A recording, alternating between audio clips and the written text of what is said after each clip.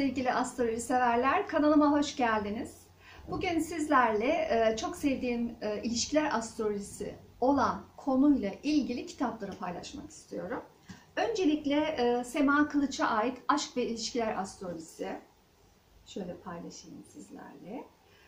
Bu kitap astrolojiye ilgi duyan, merak edenlerin ilk başta okuyup, yani temel seviye olmasa bile, temel seviye eğitim almasanız bile ilk başta okuyup daha iyi kafanızda ilişkilerin oturacağı, daha iyi anlayacağınız bir kitap. Çünkü bu kitapta burçları da anlatıyor, gezegenleri de anlatıyor. Yani şöyle bir temelden giriş yapıyor ve ilişkileri anlatıyor. O kadar güzel bir anlatım ki yani kafanızda ilişkiler astrolojisi çok net bir şekilde oturuyor. Ama tabii çok teknik ve derin bir anlatım değil. Ama ciddi anlamda ilişkiler astrolojisi hakkında çok şey paylaşan, çok bilgi veren bir kitap. O yüzden bunu kesinlikle öneriyorum. Arkasından zaten harita açmaya başladıktan sonra açıları öğrenmeyi çok isteyeceksiniz. Ve Gufran Hoca'ya ait Gufran Erkılıç Sinastri el kitabı, içerisinde tüm açılar var. Gezegen açılarının dışında ben size şöyle söyleyeyim başka hangi açılar olduğunu. Şiron açısı var, Kuzey Ay düğümü açısı, MC açısı ve yükselen açısı var içerisinde. O yüzden açılar kitabı da muhakkak gerekiyor Sinastri yapmaya başlayınca. Onun dışında yine ilk başta temel olarak edinmeniz gereken Barış İlhan Yayın Evi'ni çok seviyorum. Barış Hoca'yı çok seviyorum. Onun çok güzel kitaplar çıkıyor yayın evinden. Harika kitaplar. Yine Stephen Forrest'a ait bir kitap.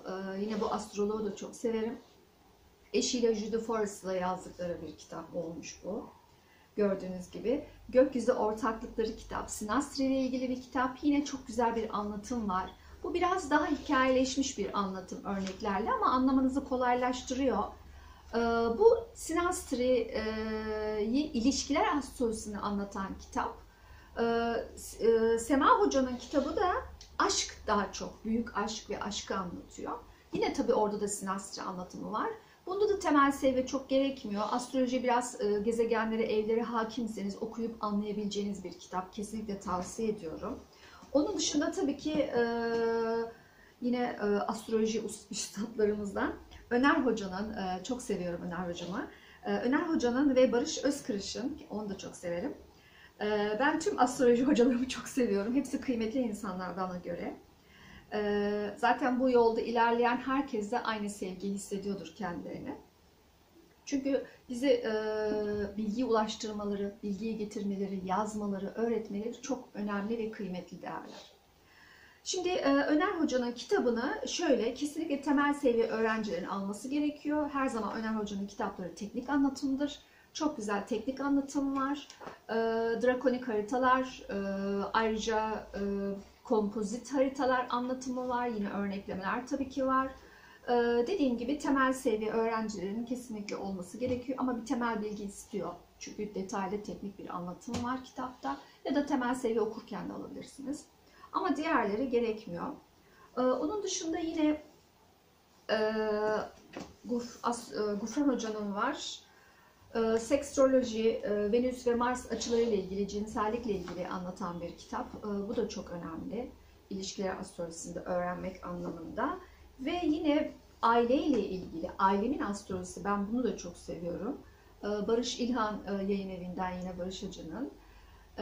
Michel Luthi'nin kitabı anne, baba ve kişiyi anlatıyor ve astrolojik olarak kişi neden o evde doğdu, ortak harita paydaları neydi? Kafanızdaki bu konularla ilgili soruları cevaplıyor. Bence çok güzel bir kitap. Aile olmak ve aile kurmak ya da o doğduğunuz aileyle ilgili konularda.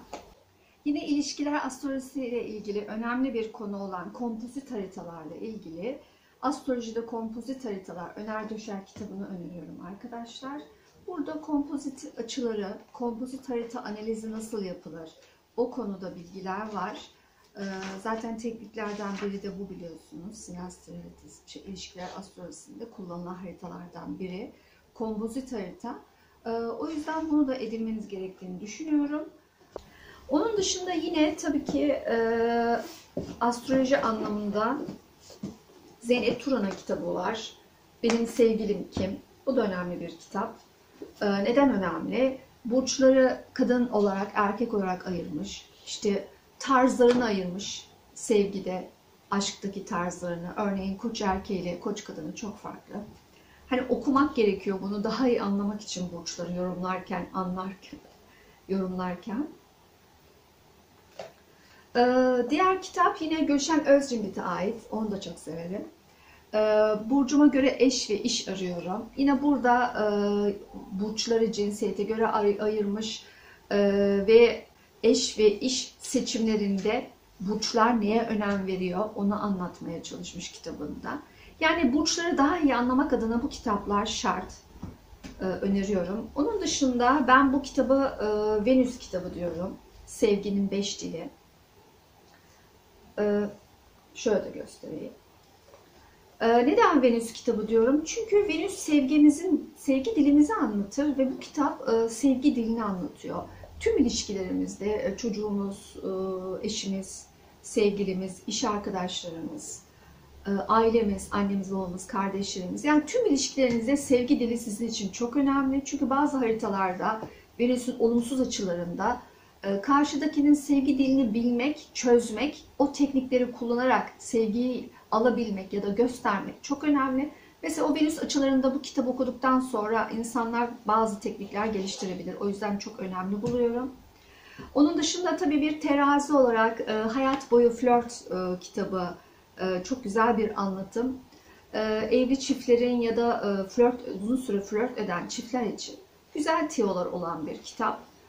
Okunması gerekir ilişkiye tazelik getirmek, canlandırmak adına. Çünkü monotonluktan kurtarmamız gerekiyor ilişkileri uzun süre ömürlü olması için.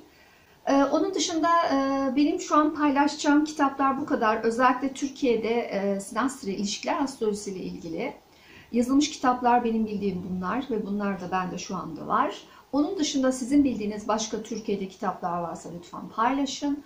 Yabancı kitapları da paylaşırsanız çok sevinirim. Bilginiz olmuş olur. Ve ilişkilerle ilgili faydalı kitaplar varsa onları da paylaşırsanız çok sevinirim. Beni izlediğiniz için çok teşekkür ederim. Lütfen kanalıma abone olmayı ve beğenmeyi unutmayın. Yeni videolarda görüşmek üzere. Sevgiler.